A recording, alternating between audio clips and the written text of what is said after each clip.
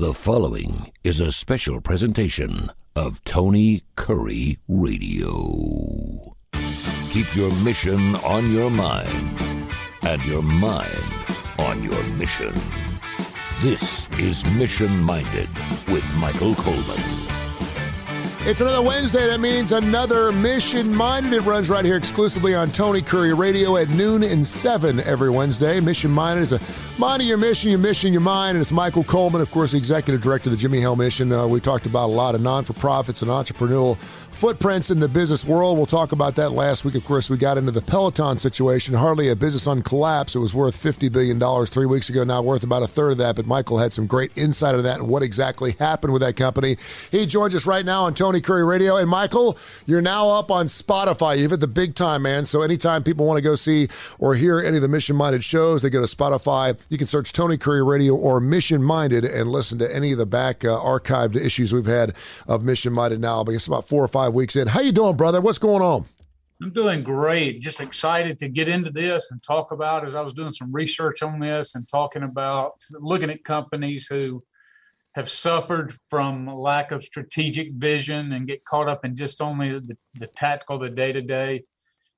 We just have major company after major company. But the beauty of this is, while we have so many well-known major corporations, it's just as applicable for a little small business mom and pop shop or the nonprofit that one is working in or leading or thinking about starting. So the things that we're talking about are applicable across so many fronts. And so just excited to jump into it today. Listen, as a business owner, and certainly you've owned your share of businesses and you'll run a very successful one in the Jimmie Hale Mission as well. You know, we'd all like to explode, right? We all like to sit down. I think the nightmare scenario, and I've seen commercials where a guy goes online and he sits there and waits to see the numbers start clicking up and they go to 50 or 60,000 within 10 minutes. You're like, okay, what do I do now?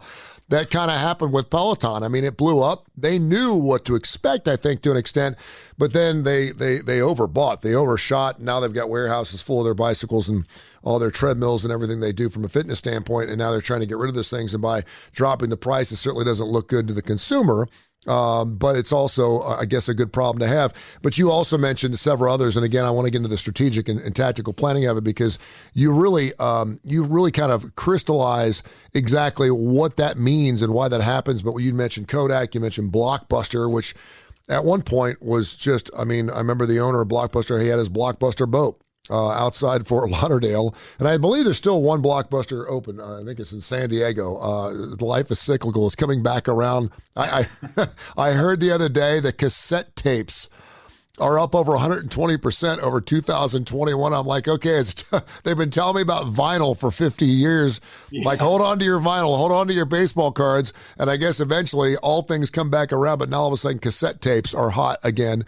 And actually some producers and some famous celebrities, including Taylor Swift, are now coming out with cassette tapes. But you talk about Circuit City. You mentioned some names where I just totally forgot that they were even a company at one point in time. Right. And then the one that's near and dear to my heart that obviously was at the pinnacle of their business was Tower Records. Yeah. That just fell apart because they didn't adapt to the changes in their business world, and they didn't have strong strategic or tactical planning. So I want you to kind of go one by one, just with some of these companies, because I know you've done your homework.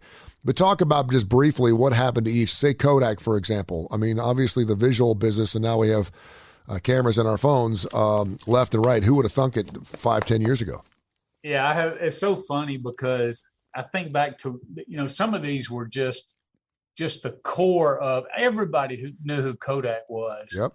And it was everything. But what you'll see a lot when you're talking about strategic plans, you're looking at really big picture. Identify a big goal, like something that's just you couldn't imagine in a million years you'd be able to accomplish.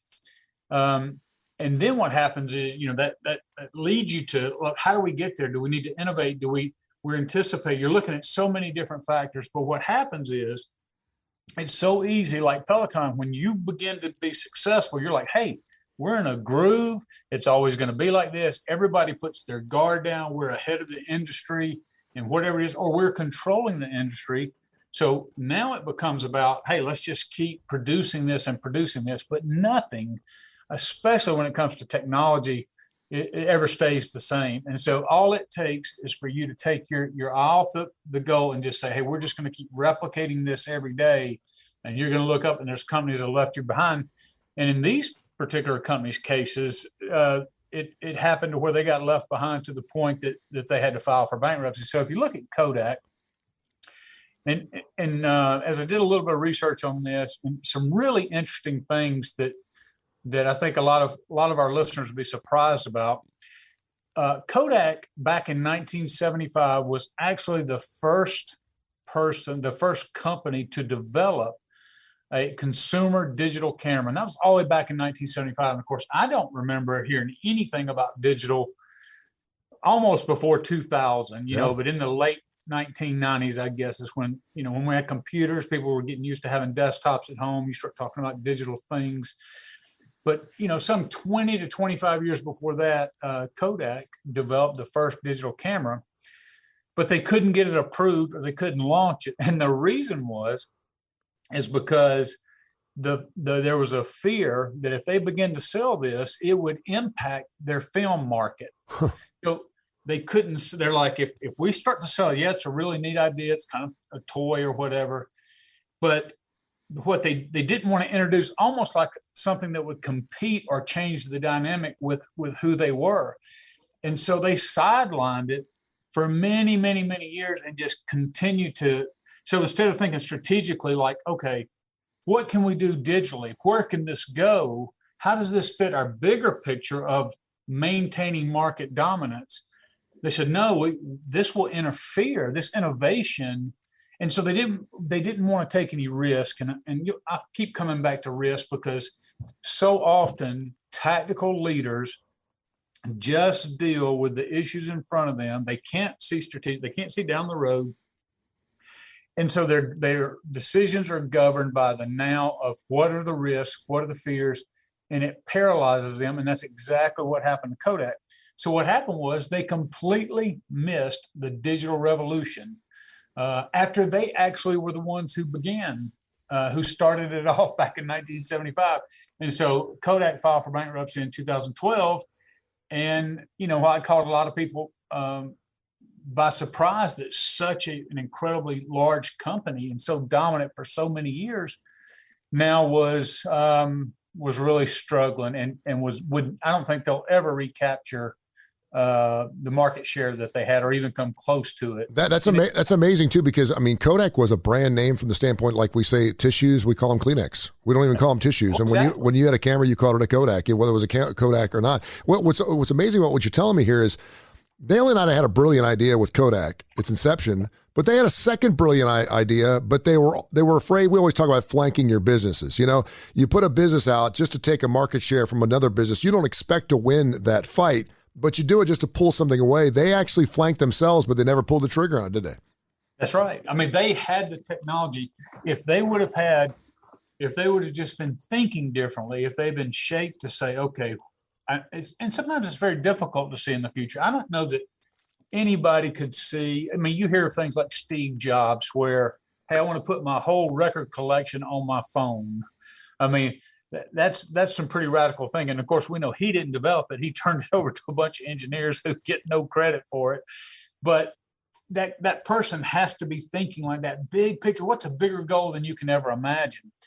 Because the easy thing is then to say, hey, look at the money we're bringing in. We're just stacking it up, and to just get comfortable where you are. But you can always bet that there's somebody in your area who is looking out and who is going to challenge. And what happens, so many CEOs and so many companies, and like I said, so many small businesses, they live in the here and now. And then what happens, the trend has already passed them. And now they're like, oh, well, I better get on board.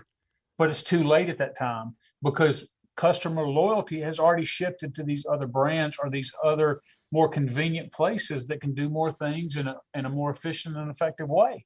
And so you lose it forever. It's not like, hey, once I get on board, I'll get my customers back. No, they've established these loyalties elsewhere.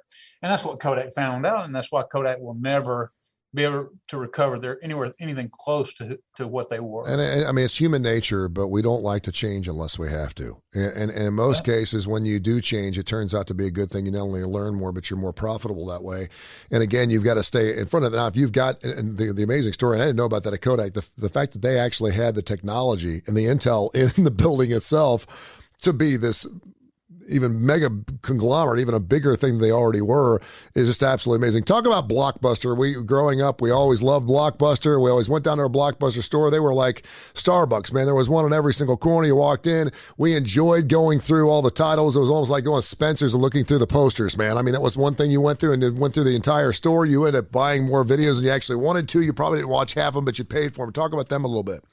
Yeah, I mean, I remember my wife, young couple, we couldn't afford to go to the movie every weekend. And so many people, you went to Blockbuster and you would fight for, and I remember sometimes there would be VHS cassettes on the wall, and sometimes they'd have 30, and you were just hoping you could get there while one of those 30 was still in there, because if a new movie came out, you were fighting for those. And so Blockbuster was, had a dominant share of the market, and they had just been the leader in movie rental, and they were innovating. And of course, it was a little bit of transition from the VHS over to DVD, but they still were able to do that. They navigated that successfully. But back in 2000, the founder of Netflix, Reed Hastings, he went to the Blockbuster CEO and said, I want to propose a partnership. Mm-hmm. And what Netflix wanted to do was they wanted Blockbuster to advertise their brand in the stores. And then Netflix would run Blockbuster online. So they're already thinking, hey, you've got the store market. We don't want to compete with you. We're not. But what we want to do is, hey, we're going to, if you remember when Netflix first started, you'd pay $8 a month and you'd say, hey, I want X videos, and they'd send it to you, you play them, and you had to send them back in the mail. Mm-hmm. And so that wasn't necessarily an exciting idea. And so Blockbuster was thinking, again, just a moment, hey, why do we need them? People come down to our store all the time. Why would we need to mail them? And so, and what about this online? He said it was a niche business.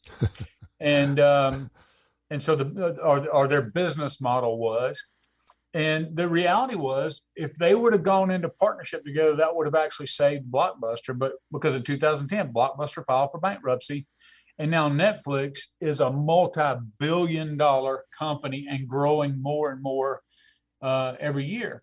And so again, all of that was made. Now I don't know who was advising the CEO, but hey, I'm in a dominant position.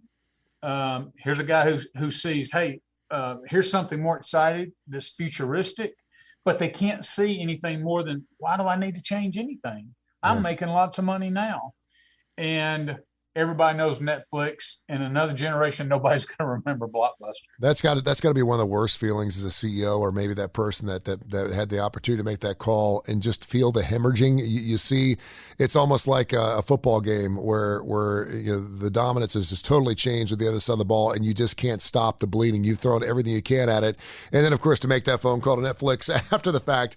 It's a little too late because they realize what they've already got. What about BlackBerry? BlackBerry, I didn't realize, is BlackBerry still out there or no? They are still there, but they have totally given up on cell phones. What I read is they're really more focused on software engineering at this point. And so I don't know all the different aspects of it, but I remember when cell phones were just coming out. And what was so interesting about BlackBerry was it actually had a keyboard, and it was kind of arched a little bit, and it really was. I mean, more people than anybody had a BlackBerry, and the encryption even that they used into the early 2000s, it was second to none. But what they were focused on in this, so this is a little bit different aspect, a little bit different challenge sometimes. Rather than just identifying a big goal, is sometimes you have to evaluate your current position. And that involves sometimes users, the people, your market, and how are they perceiving, and how can you make their experience better? in the nonprofit world, we send surveys out all the time, and I'm requesting feedback from donors. I'm requesting feedback from our clients that we're actually doing the service, the donors that are supporting it, the volunteers, and all of that. I want that feedback to understand what their experience is, because I understand a volunteer who comes to work or comes and does a service here, if they have a bad experience, then they're never going to become a donor. And they're also going to be somebody who is not advocating for us out in the community. So it's more than just about, hey, I need some volunteers to get some tasks. You have to really get into understanding what their experience is, because they're going to be a mouthpiece for you, good or bad, out in the community. Lots of times based on it. So I bring that back to BlackBerry. BlackBerry had a dominant market share. Now, this is before iPhones came about and took everything over. But so what happened was they stopped focusing on user experience. And so here comes iPhone, here comes the others where you have touchscreen displays. And BlackBerry was just more concerned about protecting what it already had. And so it failed to adapt to the changes. And so now we can't imagine having a phone that we could not touch the screen and touch apps and all of that. But that's exactly what BlackBerry did. And so even though it had market share and the technology was really good, when other options came along, they were not prepared, and they kept trying to jam the same phone down people's throats. And people said, no, the user experience is much more enjoyable with an iPhone, and things I can touch screen, shift, go app to app very quickly. And so again, it wasn't necessarily they didn't have a big idea about the cell phone, but they lost track of who they're marketing this to. And that's really important.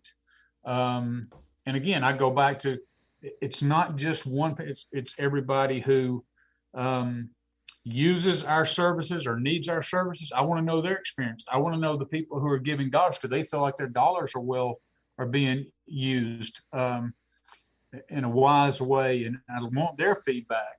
And then again, those who volunteer. So I want every stakeholder to have some input here, but companies don't like that. Lots of times they don't like a lot of people because there's a bit of an arrogance. Hey, we know what we're doing. What we're doing is obviously working. We're making a lot of money. And so they're just hesitant to step out into something. If they know what they're doing here, they don't know what, if I step in this direction, what's going to happen. So again, you come back to fear, you come back to being risk averse, and the results, as happened so many times, BlackBerry doesn't even deal with cellular phones anymore. And it's a shame, because all of these have such a branded name, and there's a cost and association with that name. I'm going to throw you for a loop on one that was certainly never in my house, but it was certainly in a lot of different houses, because it got to be to the point where it was so mainstream, and the articles were good. But Playboy. Playboy's another one of those things where, and Playboy's still around. I bring that up because I was watching The Secrets of Playboy and A&E. I stumbled upon it, believe it or not. Oh yeah, I've seen that. And it's just like the Hugh Hefner story is it's absolutely disgusting. And to hear some of these people talk about his life was like, wow. But there's this name. Everybody in the world knows that name, and right now it's worthless. And it's hard to believe that you couldn't put that name on something. You're talking about hotels, boats, mansions. They had a Playboy airline. I mean, that they were everywhere. And particularly since you're talking about something that was obviously so sexual, it was so taboo. It didn't matter, man. It carried so much weight with it, didn't it?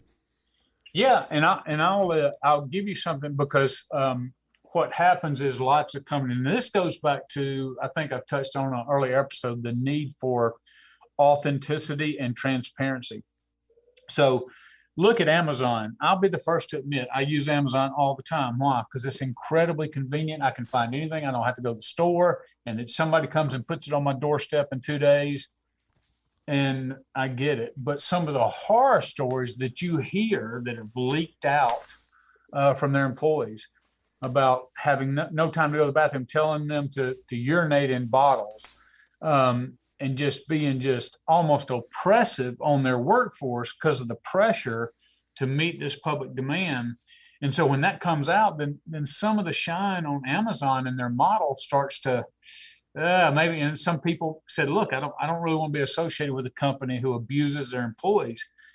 Playboy's the same way. I mean, not that you ever thought that they were, let's say, a shining star, but if you just look at it from a business model, he certainly grew that into an empire.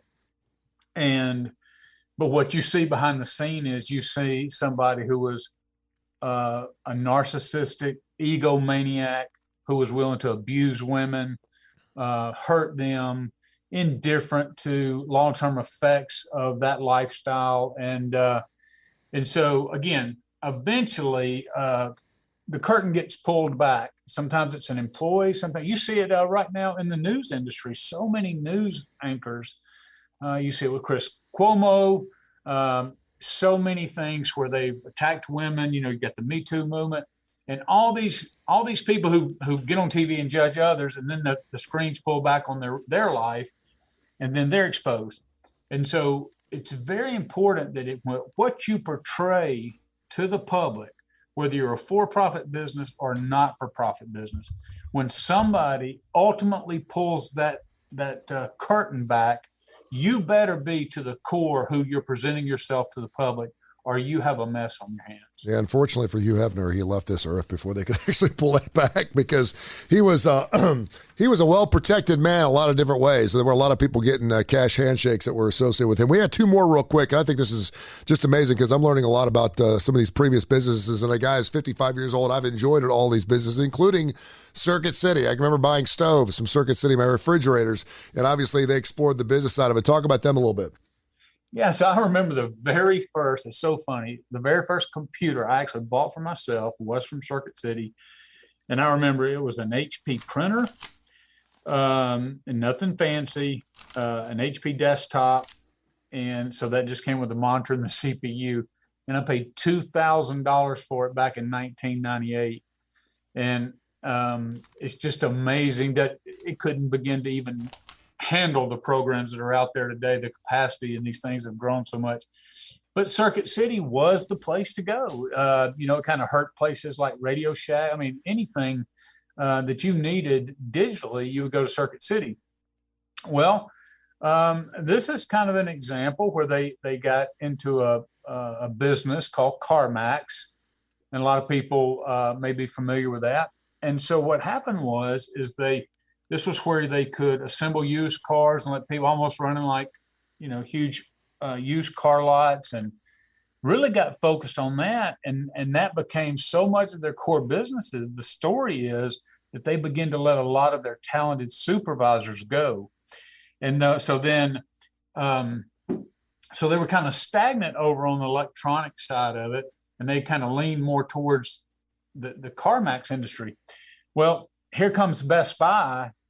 And so what ends up happening is they couldn't keep up with Best Buy because Best Buy was the new kid on the block and had a lot of, you remember the tech teams that they had, hey, come ask us any question. We can walk you through your problems. And I remember at that time or shortly thereafter, that's when they began to get wireless. You could do wireless in your home rather than having to wire through your walls and snake cables up from upstairs to downstairs. I mean, it was a real revolution in that sense. But what happened was Best Buy caught them off guard. And what ended up happening was, in order to compete, they actually had to let so many experienced sales staff go. Well, what ended up happening was when customers came into Circuit City, they had so many new employees that the employees couldn't answer the tech questions. And they're like, here's a huge store. I can't find anybody to answer my question, yet almost everybody could answer it over at Best Buy. And so market demand, they could meet a market need, and they took their eye off the goal and stepped into an area that did have risk and really didn't have a connection. And I didn't get into, the full history of why they made that shift. And some people may say, well, Michael, you say take risk and be willing to take risk. Well, they took a risk and that backfired on them. And, my response to that is, we see this in the nonprofit world. It goes back to when we were talking about mission creep. Yeah.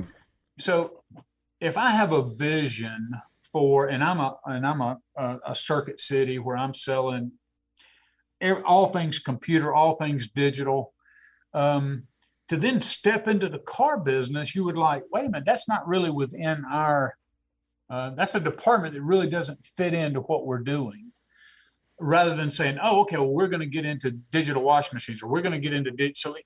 So they stepped outside of what their mission statement is, which nonprofits do very often. Oh, here's a need. Well, I'm going to sneak out here and do this. And before too long, if you don't have somebody guiding that ship, you lose the core of what you were there to do. And this is a perfect example. Circuit City could no longer do what it once did very well, but Best Buy could. And that's why you see Best Buys everywhere and Circuit City filed for bankruptcy. Why not just create a new mission statement? I mean, if you're going to do something totally different, if I'm a radio station, all of a sudden I want to get into clothing that's unassociated with my radio station, why wouldn't I just create a new business? Well, you could. You could create a new business and create a new mission statement. You could even have that attached under the umbrella, and I'm sure it was probably like that. But from what I've read, I think where Circuit City really went off was they started making a lot of money. It was very successful initially, the CarMax and selling used cars. And I think they just shifted their focus on, hey, here's where our bread's going to be buttered moving forward. And so they did not maintain the very talented supervisors that they had, and then they had to lay off talented employees. And so they did one successfully, but they did not maintain a real vision and pay due diligence to their core business. And it came back to get them. All right, we got one more, and this has been remarkable. I've loved it. We could just pick through all these businesses week to week, and I think the stories are great, and you've done your homework on it. But Tower Records, obviously, I just went to their website, towerrecords.com. They're selling vinyl like it's 1972, man. Vinyl is back, and I can't believe it because I went to Fifth and Charles the other day, and they're selling albums for $16.99. My radio partner here tried to get Journey's Infinity album, and it was like $50 if you want to go back and buy this stuff. Of course, they're not printing any new Infinity albums, so that's why they're so expensive. But talk about Tower Records, and I will give them credit. If you're going to own it, you need to own it. And if the word records is in your business, that's what you do. But it wasn't like that was incremental. I used to spin 45s. I was right on the cusp of 78s at one point and 33 1/3. So I was all about it. I remember getting the first CD. We couldn't play cassette tapes on radio because you couldn't cue them up. And we went from 8 tracks. That was very incremental. It didn't happen overnight. How did Tower Records not see that coming? Yeah, well, well, they were I found out, and I didn't even know this myself, was just off the top of my head, but I researched it and found out that they were the first retail music chain to create the concept of retail music stores. And so you could go there and get CDs and DVDs and electronic gadgets and video games and everything that went with that. So they were very successful, but what they could not anticipate, and so I don't want to hit Tower Records too hard on this, but the reason I include it in this list is because sometimes things happen in the market forces that you cannot anticipate. So, and a good example recently would just be COVID. We had to shut down our boutique business that relied on beach traffic going down to Florida and Alabama. It was right there on the interstate because COVID shut down all traffic for a year and a half. Our customer base totally. Now, how we prepared for something like that was we had already been digital, and so when I say digital, online, had an online presence, and so that helped for us from closing down the business altogether. Well, what happened to Tower Records, where you begin to get a lot of music piracy and streaming services when digital was coming about. So you had, I'm sure you'll remember Napster. It was a peer-to-peer file sharing internet service, spread like a virus. It was launched in 1999. And so from when you begin to see, then you had illegal services such as LimeWire and BitTorrent and others that they found it was easy to get music for free. So people were saying, well, why go buy it? I can download this into my phone. I can download this or connect with this and play it all the time. And so that digital revolution hit them in large part because some of that, like I said, was even illegal. Tower Records, however, and I couldn't really find any really solid information on this, but the sales plunged from, I mean, they dominated the industry, and they had to file for bankruptcy in 2004. So they went from dominating it but within 5 years, the internet digital presence had basically brought it to its knees. And so the lesson of that is Tower Records may have said, hey, I see, how do we create a digital presence? And you see this now. We have this in Amazon Music and Apple Music. Everybody's got their own music where they've licensed it and they pay the artist and it's a subscription. Yeah, I'm here to tell you, I know all about that. Yeah. Well, Tower Records, for whatever reason, did not see that, or if they saw it as a possibility, they didn't know how the means to move forward. So the perception that I got was Tower Records says, hey, we've got CDs, this is the model. All of a sudden, here comes these sometimes illegal people online that are streaming this music. We have to fight to shut them down. And so they've got on the defensive fighting Napster and LimeWire and BitTorrent rather than saying, okay, this is illegal, this is wrong, we can fight this, but people are responding to this. How do we set up a system in which to do that? So they could have propelled them into being a leader in the digital market. Yeah. But instead, they were fighting a losing battle, because once people could understand they could get music online, the game was over. Well, the horses were out of the barn, and that's right. And probably a better long lost to the days of you getting the new Genesis album, let me come over and record it on my cassette day. And I was in radio long enough that we had the deals with record labels where we would want to do a CD side show or an album side most of the time, because the jocks wanted to go outside and smoke cigarettes or go meet their girlfriends behind the alley to have 15 or 20 minutes of straight music, and we'd have to put some type of identifier or something in between the cuts, because the record labels were afraid that our listeners were going to record those half an hours and they weren't going to go out and buy the records. Little did we know it was going to turn into a much bigger problem. Michael, out of time, man. I love this, man. This was fantastic. And it's all part of the tactical and strategic planning. We can continue it next week on Mission Minded. Again, go to Mission Minded on Spotify, or you can search Tony Curre Radio and listen to all the previous episodes. And of course, you can hear it live right here on Tony Curre Radio. We do it every Wednesday at noon and 7 o'clock. Thank you, brother. I appreciate you. I'll look forward to talking to you next week. Enjoyed it very much. This has been a special presentation of Tony Curre Radio.